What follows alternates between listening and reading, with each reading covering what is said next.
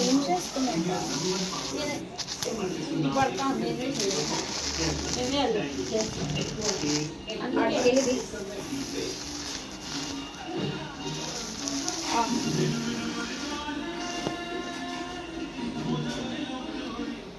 ఓకేనా?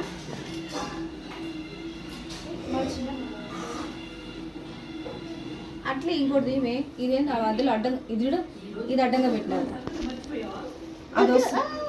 అది వస్తాను సిరి అని చెప్పాలి కదా. కాదు దాని కింద